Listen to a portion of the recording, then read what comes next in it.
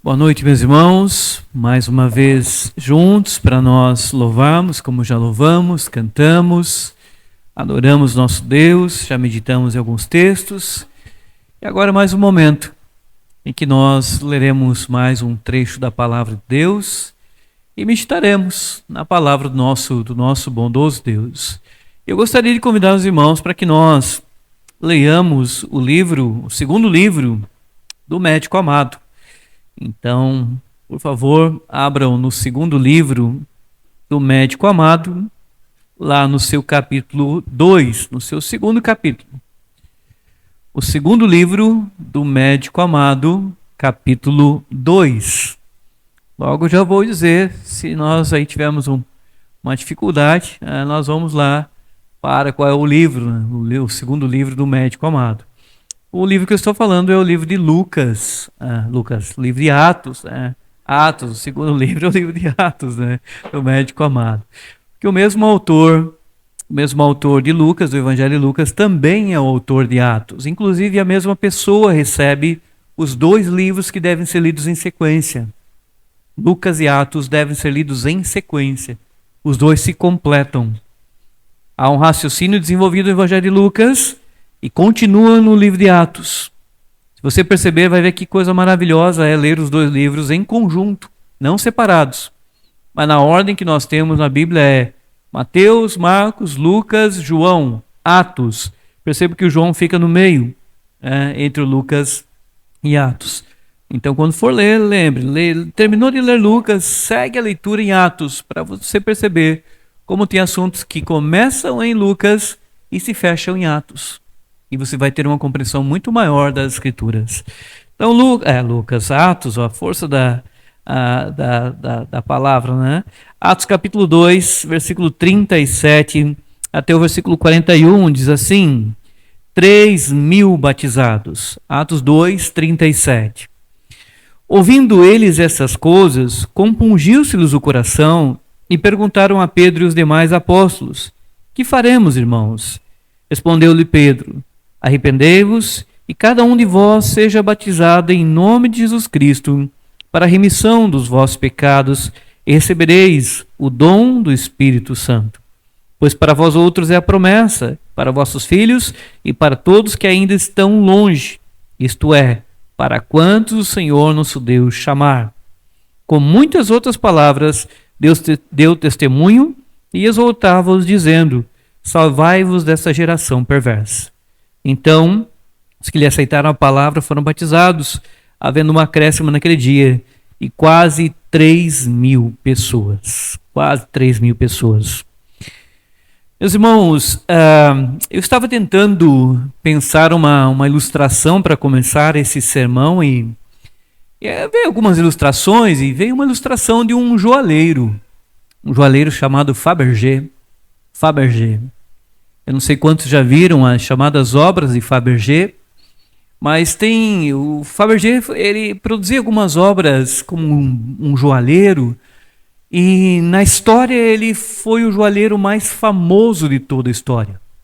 Até tem os chamados ovos de Fabergé.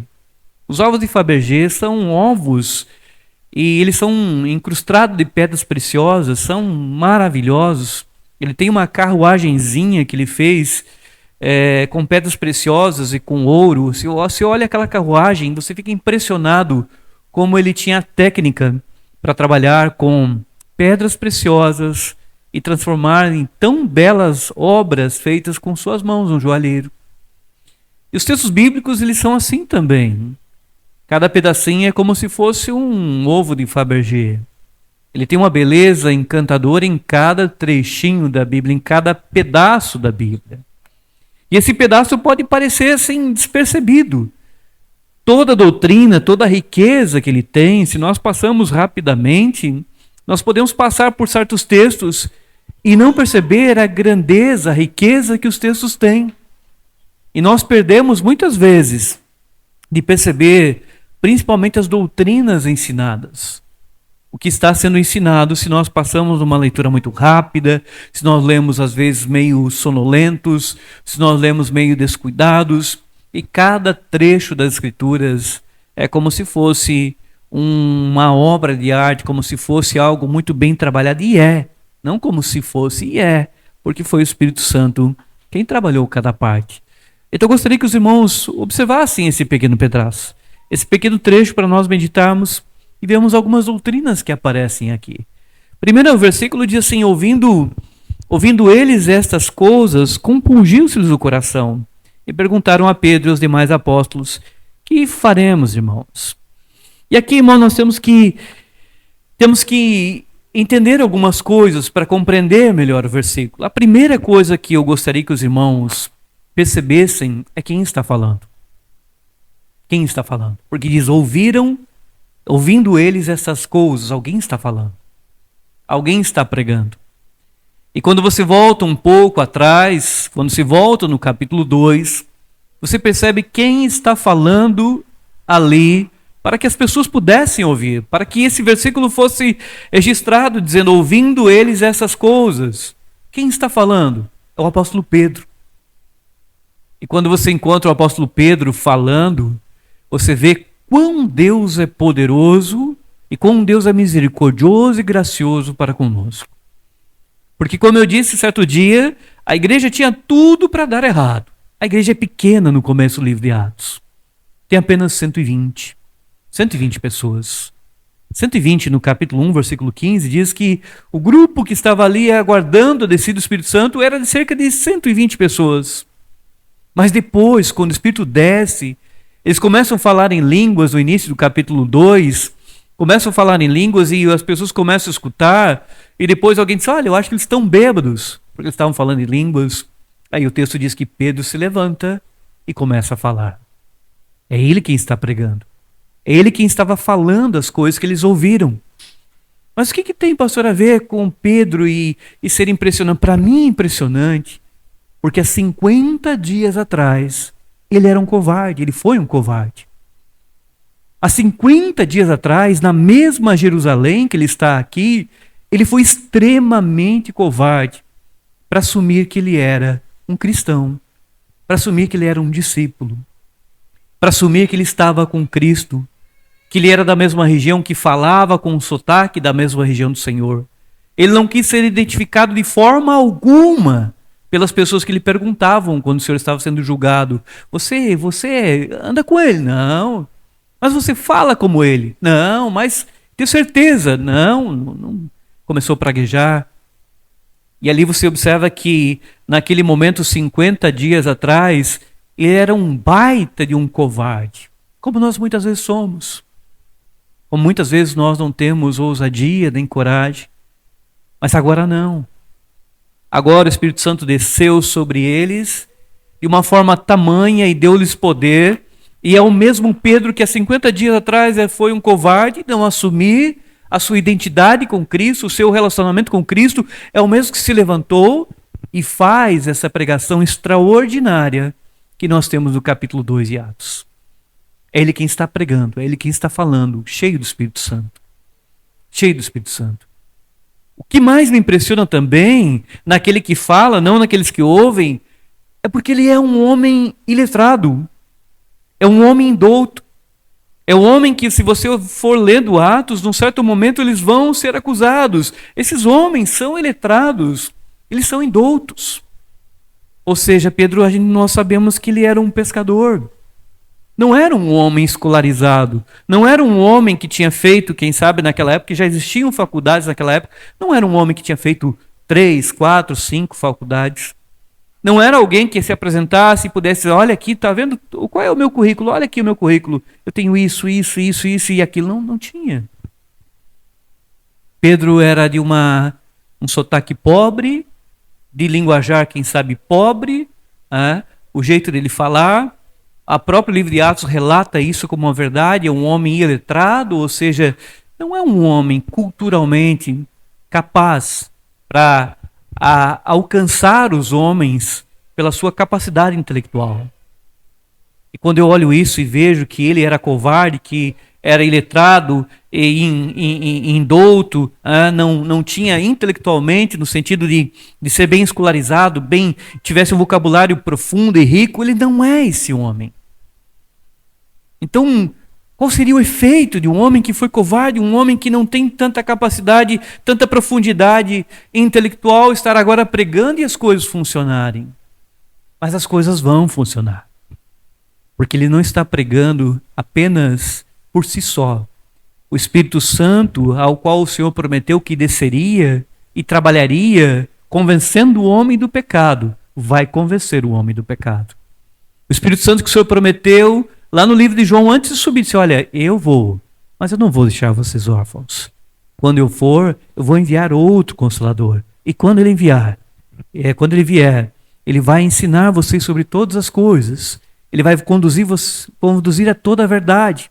Ele vai convencer o homem do juízo, da justiça, do pecado. Ele vai convencer. E você vê que o Espírito Santo está poderosamente trabalhando aqui. Trabalhando no livro de Atos. Por isso que você se encanta com quem fala, mas se encanta também com quem está aqui presente, que é Deus na pessoa do Espírito Santo.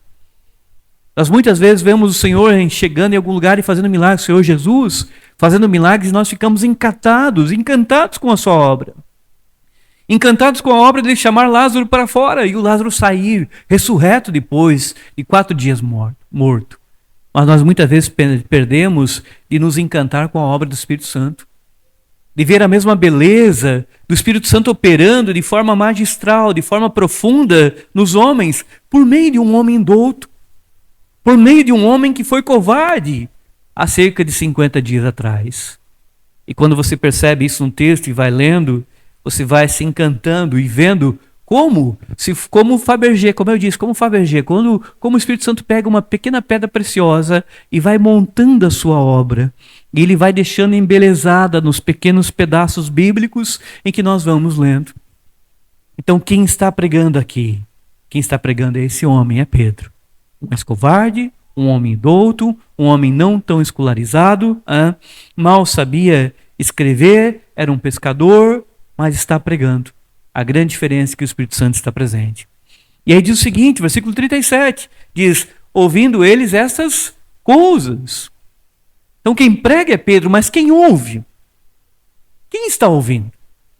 E aqui nessa parte de ouvir, o livro de Atos há muitos relatos desses pequenos portões para a salvação, que são nossos ouvidos. Pequenos portões para a salvação, que são os nossos ouvidos. Porque a pregação, ela chega, se não houver nenhum problema, ela chega pelos nossos ouvidos. A pregação chega pelos ouvidos. Há muitos textos no livro de Atos com palavras direcionadas aos ouvidos. Como Paulo, em Atos capítulo 13, em que há um tumulto em Antioquia da Psídia, e Paulo, antes de falar, Paulo faz sinal com a mão e pede silêncio. Pede silêncio para que possam ouvi-lo. E logo após ele começa a pregar para que a pregação entre pelos ouvidos. Porque antes de ela chegar ao coração do homem, ela precisa passar pelos ouvidos do homem, pela mente do homem, para que Deus atinja pelo Espírito Santo o coração do homem. Como já disse um colega meu uma vez pregando lá no IBEL, ele disse, olha, entre a salvação, entre a obra para o homem ser convertido, faltam apenas 45 centímetros, foi o que ele usou como termo. Porque se a pregação fica apenas na parte intelectual e ela não desce os 45 centímetros para o coração, o homem não é convertido. O homem não é trabalhado. O homem não é quebrantado. Mas ele diz que o papel do pregador é fazer com que a pregação chegue à cabeça. Mas jamais o pregador consegue fazer com que a pregação desça os 45 centímetros e chegue ao coração. Porque daqui até aqui, somente o Espírito Santo quem faz. É somente o Espírito Santo que toma a pregação, toma as palavras, toma o ensino e quebranta o coração do homem. Não somos nós. E aqui você vê exatamente certas ideias sendo apresentadas por Lucas, porque diz assim, ouvindo eles essas coisas, ou seja, a palavra está entrando nos ouvidos, nos portões para que possam ser salvos, nos pequenos portões do corpo, que são os ouvidos. Mas quem ouve também é algo que impressiona o leitor de Atos. Porque esses que estão ouvindo, eles estão ouvindo, são os mesmos que estavam há 50 dias crucificando o Senhor. É na mesma Jerusalém. São os mesmos que você vai descobrir no final dos evangelhos, que quando é pedido assim, quem é que vocês querem que eu crucifique? Crucifica Jesus, crucifica Jesus. São os mesmos que você vai observar que lá na crucificação, alguns passavam por baixo da cruz e balançavam a cabeça e diziam, olha, tá vendo? Ó, diz que é filho de Deus. Cadê teu pai? Chama teu pai. Desce daí se pode. Não era você que fazia tal e tal coisa? Desça daí agora, se livra. São os mesmos que zombavam, os mesmos que ironizavam, os mesmos que pediram para o Senhor para ele ser crucificado. São os mesmos moradores de Jerusalém, são aqueles que estavam em Jerusalém naqueles dias, que estão ouvindo a pregação de Pedro. Ou seja, note, o final dos evangelhos é aqui, como o cruzamento que você faz dos evangelhos. Eu disse que Lucas, Atos, é a sequência de Lucas. Uma vez eu preguei no finalzinho de Lucas, e preguei o tema do sermão era o maior espetáculo da terra. O maior espetáculo da terra. Porque no finalzinho de Lucas está dizendo que as multidões, todas as multidões de Jerusalém, estavam reunidas para aquele espetáculo. Mas era um espetáculo cruel da morte do Senhor. E o texto diz assim que eles estavam lá e participaram e foram vendo e pediram a crucificação. Mas no final Lucas registra o seguinte, que eles voltaram para casa batendo nos peitos. Batendo nos peitos. Com aquilo que eles haviam visto. E esses mesmos agora é que Pedro se levanta e começa a pregar para eles. E aqui nós vamos ver, não somente que ele está pregando, nós vamos ver a graça, a misericórdia. Como Deus é tão bondoso, misericordioso, para alcançar, para quebrantar corações, porque, note, são eles. Mas como é que nós sabemos disso? Nós sabemos disso lendo alguns versículos, irmãos. Notem, se você volta na pregação de Pedro, notem, Pedro começou a pregar, e quando ele fala sobre Joel, e no versículo 22, notem o que ele havia dito para eles, varões israelitas, atendeis a estas palavras, Jesus Nazareno, varão aprovado por Deus diante de vós com milagres, prodígios e sinais, os quais o próprio Deus realizou por intermédio dele entre vós, como vós mesmos sabeis, sendo este entregue pelo determinado desígnio e presciência de Deus, vós o matastes, crucificando por mão de iníquos. Vós o matastes. Vós o matastes. Pedro traz uma palavra tão dura, dizendo assim, olha, são vocês que pediram a morte dele. Vocês que desejaram, vocês que quiseram. E Pedro está dizendo que, mostrando-nos que são aqueles mesmos. E Pedro está pregando para eles. Eu fiquei imaginando, será que Pedro está pregando com ódio deles? E Pedro está se impulsando de ódio? Ou Pedro é capaz de ter compaixão por eles? Pedro é capaz de ter compaixão por eles, aqueles que pediram para crucificar o seu Senhor que ele tanto amava? Ou será que o poder do Espírito Santo lhe deu compaixão de estar pregando e falando, irmãos, arrependam-se. Notem quem vocês crucificaram e com toda a compaixão no seu coração, falando-lhes sobre salvação. Porque nós podemos pregar, mas muitas vezes por nosso próprio orgulho, para mostrar o que nós sabemos, muitas vezes com ódio da pessoa que nós pregamos, transmitindo algumas verdades, querendo que ela mude de uma forma forçada. Nós podemos pregar muitas vezes sem nenhuma compaixão por quem está ouvindo. Mas eu não acredito, eu acredito que Pedro aqui está pregando com compaixão. Apesar de ele falar verdades duríssimas para eles, ele está pregando com compaixão. Porque aquele que não prega com compaixão, ele quer o quê? Quer que o Espírito trabalhe? O Espírito pode trabalhar sim. Mas nós devemos pegar com compaixão. E compaixão para pessoas como eles, que haviam crucificado o Senhor, mas estão ouvindo aqui a pregação e a pregação falando a respeito do Senhor Jesus Cristo. Aí diz o texto, ouvindo eles essas coisas, quem pregou foi Pedro, quem ouviu foi aqueles que haviam crucificado o Senhor.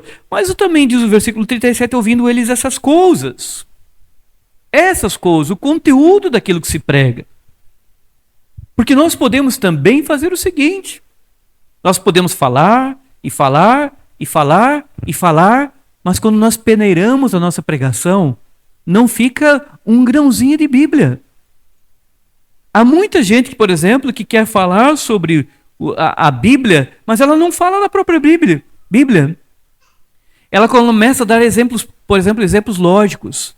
Ela começa a criar exemplos lógicos e diz, olha, deixa eu te falar, porque Deus é assim, vou falar um negócio para você entender, vou comparar para você entender. E ela começa a dar exemplos comparativos, mas são exemplos comparativos, mas nenhum versículo. Ela começa a dar exemplos, ela começa a citar certas coisas, mas ela não cita um texto bíblico. Ela não cita versículos bíblicos. Muitas vezes também hoje é um tempo em que as pessoas querem conversão pelo exemplo próprio. Ou seja, eu vou dar meu exemplo. Aquela velha frase, olha, evangelize-se. Se preciso, use palavras. Que evangelismo é esse? Não é o evangelismo de Atos. Porque as pessoas querem dizer o seguinte dessa frase, evangelize, se preciso use palavras, ou seja, se eu mostrar o meu exemplo, se eu mostrar como eu sou, se eu mostrar como eu ando direitinho, como eu dou um bom exemplo, aquela pessoa se converte olhando para mim. Como assim? Quer dizer que ela vai se converter olhando para mim? Para nós? E a pregação da cruz de Cristo? E a pregação do sangue derramado no Calvário. E a pregação do pecado de todo homem. Onde é que nós colocamos? E como é que alguém chega ao arrependimento, alguém chega à conversão, sem falar da queda, sem falar do pecado, sem falar da culpa, sem falar da ira de Deus, sem falar da cruz de Cristo? Como alguém chega à conversão, à salvação, sem ouvir as verdades bíblicas? E você vai muitas vezes pegar e perceber que você pega sermões que estão na internet, tem 3 milhões de visualizações. Mas quando você começa a peneirar todo o sermão, chega no final, não tem um versículo bíblico às vezes. É uma maquiagem de autoajuda, é qualquer coisa que você possa pensar, mas menos ensinamento bíblico, menos pregação bíblica. Se os irmãos perceberem, diz assim, ouvindo essas coisas, porque Pedro era um homem bíblico. Um homem cheio do Espírito Santo, compromissado com a verdade. Um homem que na hora que eles falam assim, olha, eles estão bêbados. O pessoal está falando em língua, eles estão bêbados. E o Pedro disse, não. E o Pedro, já cheio do Espírito Santo, Pedro levantou e falou, não. O que está acontecendo aqui foi o que fora dito pelo profeta Joel. E Pedro foi lá em Joel, um profeta praticamente desconhecido por nós, pouco lido por nós. Mas foi lá em Joel, pegou o livro de Joel e disse, olha, lá Joel disse, profetizou sobre esse momento. E foi lá em Joel explicar certos versículos sobre Joel. E depois ele vai indo. Quando chega no versículo 24, 2:24, percebam, 2:24. Ele fala, olha, ele vai dizer ali no 2:24, e ele fala que, olha, 2:25, porque a respeito dele diz Davi, falando agora, e se você olhar do 25 ao 29, o que Pedro está fazendo? Está fazendo citações, e aí você percebe, aonde Pedro foi pregar? Foi pregar em Salmos. Ele saiu de Joel, falou algumas coisas, agora começou a falar de Salmos. Citando Salmos, a sua pregação. Se você continua seguindo, você vai perceber que ele cita também livro de Reis, Samuel. Ele vai citando partes bíblicas e explicando a Jesus Cristo. Ele usa a pregação, ele vai pregando e usando aqui os textos bíblicos. É curioso como as pessoas hoje elas elas não confiam nos textos bíblicos. Elas confiam muitas vezes mais em si mesmas, nos seus próprios exemplos, do que nos textos bíblicos. Como é que nós sabemos isso? Nós sabemos muito disso pela era da internet. A era da internet tem gerado tantas pessoas que querem dar seus próprios exemplos daquilo que é bom, daquilo que é perfeito, daquilo que é puro. A área da internet nós vamos usar aqui, não estou dizendo que não vale nada a internet, nós estamos gravando para colocar na internet. Mas o curioso é como as pessoas hoje têm gravado e mostrado suas próprias vidas como o exemplo da perfeição, o exemplo a ser seguido, mas não tem texto bíblico, não tem pregação, não tem apenas o exemplo dela. Olha como eu estou fazendo isso, olha como eu estou fazendo aquilo, olha como eu estou fazendo isso aqui direitinho, olha como eu sou, olha como comigo as coisas dão certo, olha como as coisas estão indo bem, como se ela fosse o próprio padrão daquilo que é a perfeição. Mas ela não apresenta os seus pecados, não fala dos pecados, não fala dos defeitos. É como eu sempre digo, na internet, geralmente você não vê a pessoa expondo seus próprios defeitos, seus próprios problemas. Você vê, muitas vezes, ela expondo apenas aquilo que é positivo, como se fosse possível alcançar aquilo que é positivo o tempo todo. O tempo todo. Ah, pastor, mas não podemos dar. Pode dar exemplo, sim. O que eu estou dizendo aqui é que isso não leva à conversão. Não leva à mudança, pode levar à mudança moral, mas não à conversão. Porque as pessoas podem, sim, olhar nosso exemplo e moralmente seguir nosso exemplo. Mas ela não é convertida apenas pelo nosso exemplo. Ela é convertida pela pregação da palavra do Senhor. Alguém pode olhar para nós, vamos usar aqui um pequeno exemplo prático. Vamos imaginar alguém que não gosta muito de trabalhar. Esses dias eu vi um vídeo que o rapaz disse, olha, na minha empresa nós decidimos não contratar mais ninguém abaixo de 30 anos. Porque nós estamos com um problema nessa geração. A geração abaixo de 30 anos não gosta mais de trabalhar. Não gosta mais de trabalhar e nós não queremos mais ninguém abaixo de 30 anos. Vamos imaginar que nós peguemos um exemplo desse abaixo de 30 anos e não gosta de trabalhar. Se você colocá-lo ao lado de uma pessoa bem trabalhadora, ao lado de uma pessoa bem trabalhadora, ele ficar 6 meses com ela, pode ser que ele comece a observar e dizer, puxa vida, esse rapaz é trabalhador. Eu comecei a ver o exemplo dele como ele é trabalhador. E puxa vida, como isso é bom, como isso é legal. E eu estou despertado agora para começar a trabalhar mais. E ele começar a trabalhar mais e virar um bom trabalhador. Mas isso foi apenas moral. Moralmente ele ficou trabalhador, ele aprendeu a ser um bom trabalhador com o exemplo do outro, mas ele não foi convertido. Ele não foi tocado, o coração dele não foi compungido pelo Espírito Santo. Então, moralmente, nós podemos dar bons exemplos, mas a conversão vem pela pregação da palavra de Deus. A fé vem pela exposição de textos bíblicos, por citações de passagens bíblicas, explicações bíblicas. Não vem pelos nossos bons exemplos, porque senão nós pegaríamos as melhores pessoas que conseguem na igreja, conseguem ser as melhores pessoas moralmente aqui, e dizer assim, olha, você vai dar o exemplo para que as pessoas sejam trabalhadas, convertidas e alcançadas. Aqui no texto diz, ouvindo ele essas coisas, é a pregação. No livro do Mark Dever, 9 marcas de uma igreja saudável, ele cita que você, quando for falar da palavra de Deus, não deve apenas falar, você deve também abrir a Bíblia e mostrar os textos. Abrir a Bíblia e mostrar nos versículos. Porque hoje o que nós temos? Nós temos muita gente que muitas vezes quer falar, mas ela fala coisas da sua própria cabeça, tentando conversão, e ela não mostra nas Escrituras. Mas quando você fala, explica, abre a Bíblia e mostra para a pessoa, você está orientando aquela pessoa a perceber que você não está falando coisa da sua cabeça, mas você está falando a palavra de Deus. Você está sendo um arauto do Senhor, você está sendo um instrumento para transmitir a palavra do Senhor. Mas perceba, nós temos esse costume de mostrar para as pessoas. Como eu disse na quarta-feira, olha, eu não lembro, falando para um colega de serviço, olha, eu não lembro bem o texto, mas eu vou chegar em casa, eu vou pesquisar o texto e eu vou te trazer um papelzinho aqui e vou te dar o texto e leva para casa e você lê em casa. Quando chega lá no serviço, você diz, olha, pesquisei o texto que eu queria te dizer aquele dia era Efésios 2, 8, 9, 10.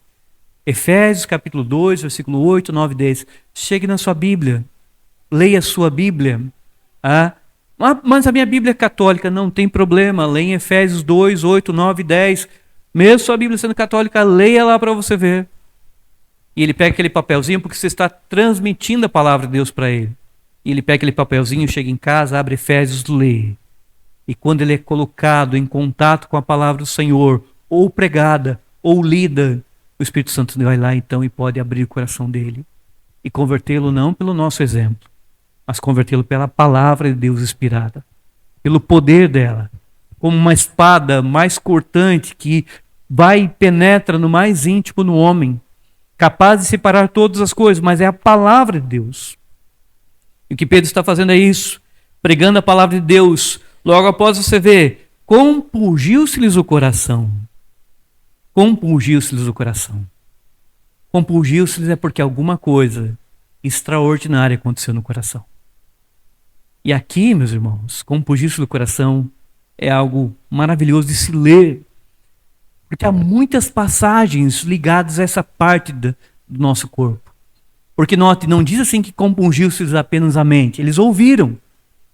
Racionalmente foi pregado, foi ensinado, foi orientado, mas agora fala do coração, compungiu-se o coração, ou seja, alguma coisa aconteceu no coração daqueles mesmos que pediram para crucificar o Senhor.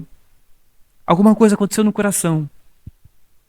Eu não sei se os irmãos já tiveram esse momento, mas creio que todo mundo já teve. Quem aqui nunca assistiu um filme? E o filme foi indo, e nós fomos vendo intelectualmente, analisando o filme, vendo o filme, e dali a pouco o filme começou a mexer com o nosso coração. Com o nosso coração. Um deles, há tempos atrás, o Milagre da Sala 7, não sei quantos assistiram o Milagre da Sala 7, mas eu não assisti ainda, mas vários assistiram. Eu te pergunto, como é que ficou o teu coração no filme do Milagre da Sala 7? Você não começou a sentir o coração ser mexido e como que fosse aquebrantado? E vários relatos de pessoas eu escutei dizendo que terminaram o filme chorando e chorando muito. Escutei o relato de uma pessoa que disse que saiu da sala porque estava entre as famílias, ele durão, mais durão, sempre se apresenta como durão, mas quando o coração dele foi lá e foi pego e começou a ser quebrantado pela mensagem do filme, ele começou a ficar com vontade de chorar e ele saiu de perto para chorar. Mas chorar por quê? Porque aquilo tinha mexido o coração dele. E o que está dizendo quando diz compungido do coração é que alguém mexeu no coração deles pela mensagem. Não diz que eles abriram o coração. Diz que compungiu-se-lhes o coração. A ideia de que alguém por trás está mexendo no coração daqueles que ouvem. E aqui é fantástico. Aqui é fantástico. Porque havia uma promessa de Ezequiel, capítulo 36, que Deus disse, olha, eu vou fazer isso. Eu vou fazer isso. Eu vou operar num homem. Eu vou tirar o coração de pedra e colocar o coração de carne. Eu vou fazer isso. E quando eu fizer isso, quando eu colocar o meu espírito, e aí aparece em Ezequiel a palavra espírito, uma promessa de que isso aconteceria pelo Espírito Santo. Que o Espírito Santo estaria responsável justamente por isso. Que o Espírito Santo lá vejam bem, nós estamos falando de Ezequiel 36. Ezequiel 36. A promessa de Ezequiel é que o Espírito faria isso. Que o Espírito faria essa operação de tocar no coração. Tocar no coração do homem, tirar o coração de pedra do homem e colocar um coração de carne no homem, para que o homem passasse realmente a obedecer a Deus. Mas quem faria isso era o Espírito Santo. E quando nós lemos em Atos, isso é maravilhoso, porque quem está presente é o Espírito Santo. É a obra dele. Ele desceu com poder, tomou o pregador, que é indouto, que não é tão escolarizado, pregou para aqueles homens que haviam pedido para crucificar o Senhor. Mas quando eles ouvem aquilo, quando a pregação é feita, quando os textos são mencionados, quando são explicados, o Espírito Santo vai lá e compunge o coração deles. Toca de uma forma tamanha, que eles ficaram agora ali, aquebrantados pelo Espírito. No livro de Atos aparece isso. Lídia estava ouvindo a pregação de Paulo, lá em Filipos, na beira do rio, e o Paulo então pregando para as mulheres, e o texto diz que Deus abriu o coração de Lídia para que ela atendesse às coisas que Paulo fazia. E quando diz que Deus abriu o coração, compungiu o seu coração, está mostrando que ele está cumprindo aquilo que ele prometeu nos profetas. Cumprindo que o Espírito Santo viria e trabalharia no coração do homem. Porque o coração do homem, todo o coração do homem nasce como uma pedra, mas ele só pode ser mudado pela presença do Espírito Santo. Só pode ser mudado quando o Espírito Santo opera isso, toca, aquebranta e trabalha. Mas trabalha como? Não pelo nosso próprio exemplo. Trabalha pela pregação da palavra de Deus. Você já percebeu alguém sendo aquebrantado? Ou alguém que continua endurecido e não muda absolutamente nada? E permanece nos seus pecados e continua endurecido sem ter o coração tocado? Isso é uma demonstração clara de que o Espírito Santo ainda não tocou, não a quebrantou, não mudou. E isso não é feito por nós, é feito pelo Espírito que trabalha no coração do homem quando a pregação é feita. Eu gostaria que os irmãos prestassem atenção nessa colocação aqui. Leia o livro de Atos. E perceba que todos os homens que aparecem no livro de Atos, todos os homens de Deus, eles entendem que o meio de atingir o coração é pela pregação da palavra. Não é pelo seu próprio exemplo, não é por exemplos lógicos, mas não que a palavra de Deus não tenha lógica, mas notem, eles apresentam os textos bíblicos e vão pregando na confiança de que o Espírito Santo vai operar pela pregação da palavra. E Deus vai alcançando, vai quebrantando, vai convertendo, vai tocando no coração. Assim devemos ser nós. Assim nós devemos nos esforçar para aprendermos, para entendermos, para explicarmos, para trabalharmos aquilo que o Senhor deseja. E logo após então o que acontece? Agora a partezinha que nós temos aí. O coração deles foi tocado. O coração deles foi tocado. E o que diz? Diz assim que eles perguntaram a Pedro e aos demais apóstolos: que faremos, irmãos? Note, quando ele diz que faremos, irmãos, já tem alguma coisa diferente. São os mesmos que crucificaram, pediram para crucificar o Senhor. Agora ele já se dirige aos apóstolos dizendo: que faremos, irmãos? O que nós fazemos agora? Nosso coração está arrebentado. Nós entendemos que crucificamos o Senhor.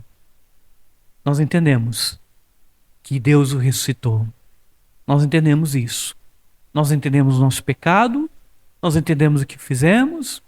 E agora o que nós fazemos? Eles têm entendimento aqui. Pedro vai repetir, mas eles já têm entendimento. Pedro vai dizer para eles o que? Respondeu-lhes Pedro. Arrependei-vos. Pedro usa essa palavra arrependei-vos, porque note, nós estamos conversando aqui na quarta e na escola dominical. Pedro está sendo um embaixador de um Deus Santo. Um Deus Santo que reconcilia os homens com ele, mas por meio da perdão dos pecados. Por meio do seu perdão apresentado pela morte de Cristo que Pedro apresentou aqui.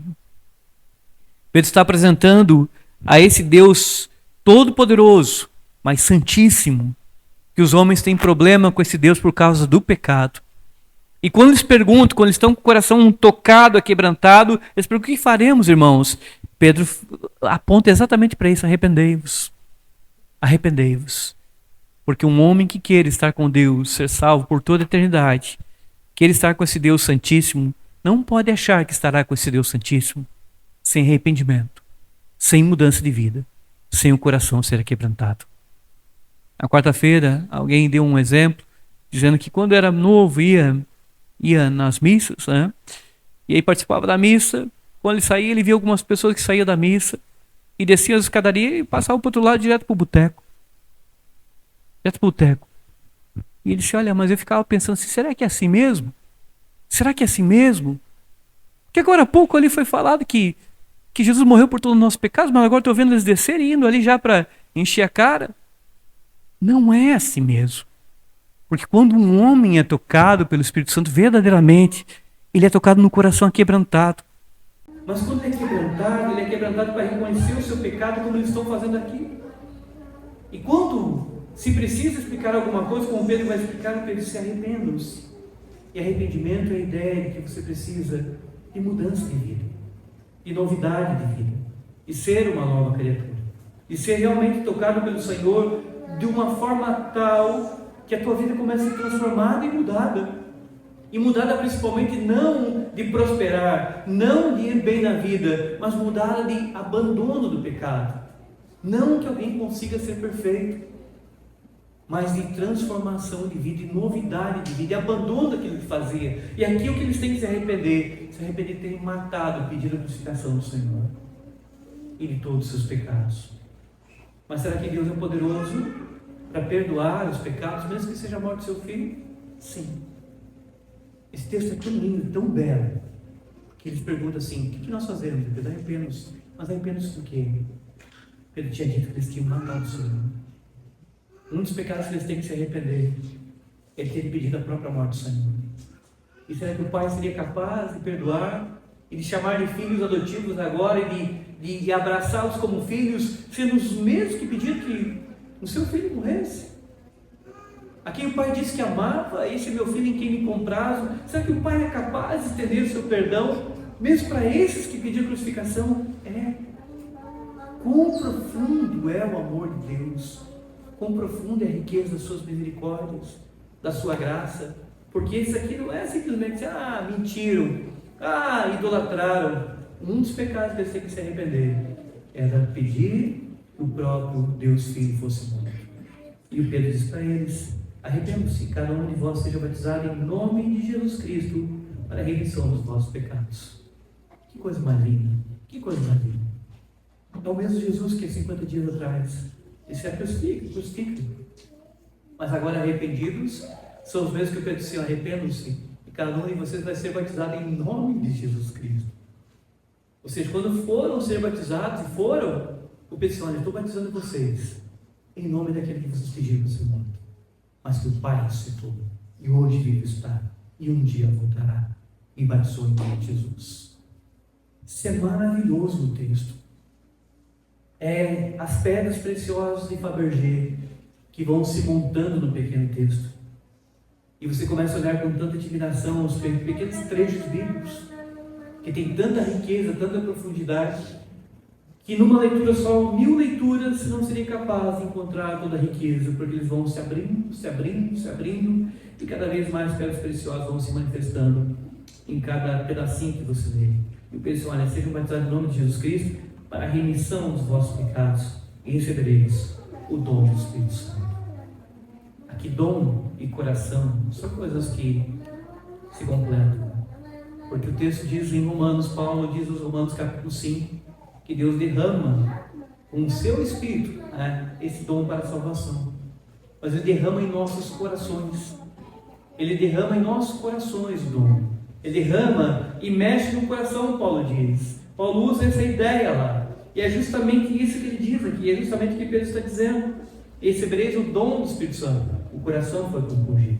É exatamente ali onde o Senhor tocou para quê? Para derramar a sua graça, para justificá-los pela fé em Cristo Jesus, somente pela fé em Cristo Jesus, para salvá-los não pelas suas obras. Quais são as suas obras?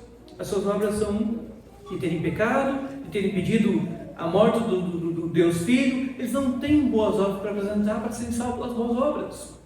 Eles têm só pecados, mas o perdão é justamente pelos pecados que cometemos. E a misericórdia manifesta pelo Senhor aqui, derramado do Espírito Santo em nossos corações, pelo Espírito que está presente, compungindo, dando arrependimento e também manifestando graça e perdão do nosso Deus. E para finalizar, meus irmãos, e aí Pedro vai terminar dizendo: pois para vós outros é a promessa. Qual promessa? A promessa de Joel. A promessa de Joel.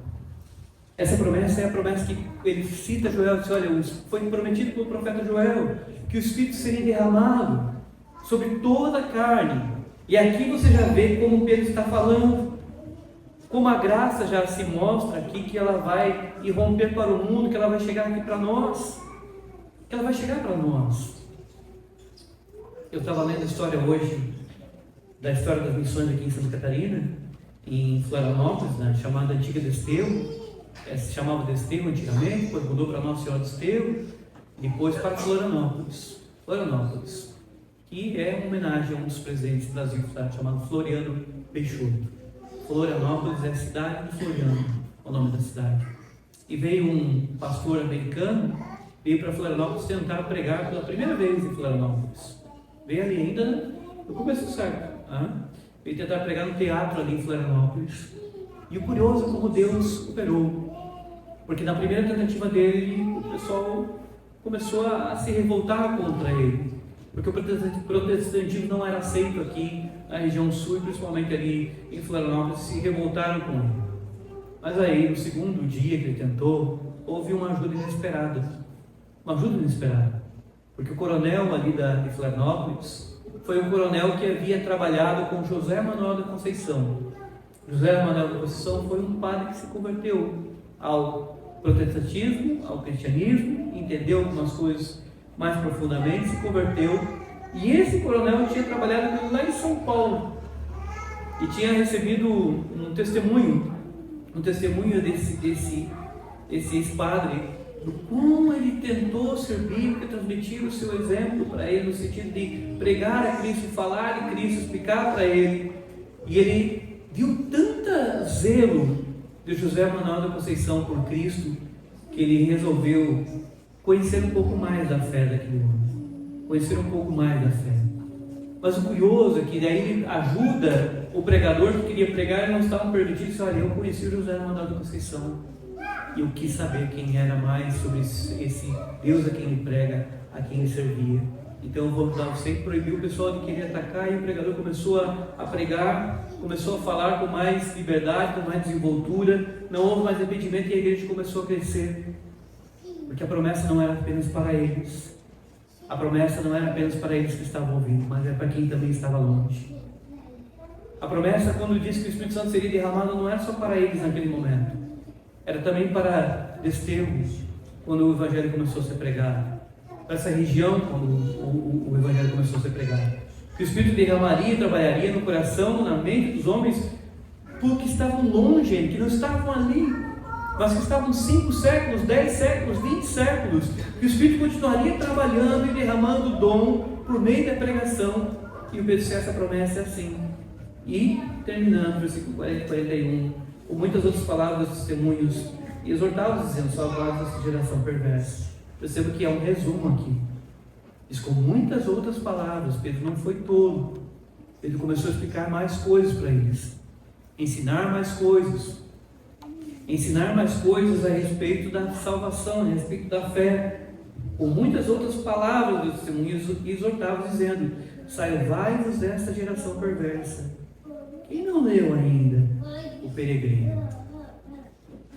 Um dos bons livros que as mulheres têm lido com seus filhos é O Peregrino, em uma linguagem infantil. E o livro do Peregrino, não sei se isso também começa, mas a preocupação do peregrino, justamente no início do livro, é fugir da cidade da destruição. Ele sabe que ela será destruída, e será destruída por causa do pecado. Ele fica extremamente preocupado. O Pedro está fazendo o papel do evangelista. O Pedro está fazendo aqui o papel do evangelista que aparece no livro do Peregrino, porque o evangelista constantemente está falando, sempre está falando, orientando assim: tome cuidado, saia da cidade, não faça isso. Olha o que a palavra de Deus diz. O evangelista sempre aparece citando textos para que o peregrino lembre sempre dos textos e sabe qual caminho a tomar. E Pedro, como um bom evangelista, ele exorta com muitos textos, ele diz: olha, salvai-vos dessa geração perversa. Ou seja, se vocês não tiverem arrependimento e se abraçarem com Cristo, vocês vão ser destruídos dessa geração perversa. E o último versículo: então os que aceitaram a palavra foram batizados, havendo uma crescente naquele dia de quase 3.000 pessoas. Que coisa! Um pregador que foi um covarde 50 dias atrás, que negou por 3 vezes, que andou pisando na bola algumas vezes nos evangelhos, prega agora depois de 50 dias, é um homem letrado, é um homem douto, mas em um sermão que ele faz, quase 3.000 pessoas se convertem. Por ele? Não, pela presença poderosa do Espírito Santo, dando uma demonstração de que tinha tudo para dar errado essa obra, porque o número ficou tão pequeno e os homens são incapazes humanamente. Mas quem está presente é o Espírito Santo que leva avante a obra da salvação. É aquele que testemunha de Cristo e que vai compungir corações, que vai tocar corações e vai salvar o homem aos homens que Deus quiser. Assim, quase 3.000 foram acrescentados naquele dia. E a igreja salta de 120 para cerca de 3.120 pessoas, e um só dia e uma só pregação. Esse é o Deus poderoso, todo poderoso, por meio do Pai, por meio do Filho e por meio do Espírito Santo, que atua e trabalha. E Deus abençoe nossas pregações, nossas conversas, nossos ensinamentos bíblicos, que conversamos com pessoas, que falamos textos bíblicos, mas que nós oremos também para que o Espírito Santo trabalhe, para que não confiemos na nossa própria capacidade. Lembre-se que Deus usou um pescador. Não confie na sua própria capacidade, mas confie no Espírito Santo. Entregue o Senhor Espírito Santo alerte sobre a geração perversa e exorte para que o homem se arrependa diante desse Deus e seja salvo por meio de Jesus Cristo. Que Deus abençoe, meus irmãos, por meio da palavra, que Deus abençoe, nos enriqueça e que nós possamos sempre continuar firmes no Senhor, firmes na Sua palavra, para que nós possamos estar com o Senhor no dia para todos sempre. Vamos curvar as cabeças, ser gratos ao nosso bom Deus, uma oração finalizando esta noite. Ó Deus querido, Deus amado, como é bom estar com os irmãos nessa noite fria, mais uma noite fria dada pelo Senhor, planejada desde toda a eternidade para que estivéssemos juntos nessa noite. E te louvamos porque estamos juntos aqui para ouvir a meditação da Tua Santa Palavra. O Senhor falando aos corações por meio do livro de Atos. O Senhor falando aos nossos corações e compungindo o nosso coração, Pai. Se há algum coração aqui que ainda não foi tocado pelo Teu Santo Espírito, se algum coração não ouviu o chamado do Teu Santo Espírito, que Ele mesmo, o Teu Espírito, possa trabalhar, tocar e mostrar aos homens, aquele que continua com o coração endurecido, o quão importante é estar debaixo da Tua misericórdia, debaixo da Tua graça, e não debaixo da Tua ira, Deus. Toca nos corações, Pai. Apresenta o Teu Filho Jesus Cristo. Opera com o Teu Espírito Santo. Retira o coração de pedra, coloca o coração de carne. Dá a salvação, Pai. Salvação para aqueles, principalmente, que nós oramos, Pai, que sabemos que muitas vezes não querem saber nada. Nada da fé, nada do Teu Filho Jesus Cristo. Mas nós cremos que o Senhor é poderoso, todo poderoso para tocar e aquebrantar. Pai, obrigado por essa igreja. Obrigado pelos irmãos que têm permanecido firmes na fé, pela Tua perseverança, percebendo o Senhor dar a cada um de nós, para que possamos continuar caminhando, firmes, olhando firmemente para o Teu Filho Jesus Cristo. Nós Te louvamos nessa noite e Te agradecemos por todas as coisas, Pai. Em nome do Teu Filho Jesus. Amém.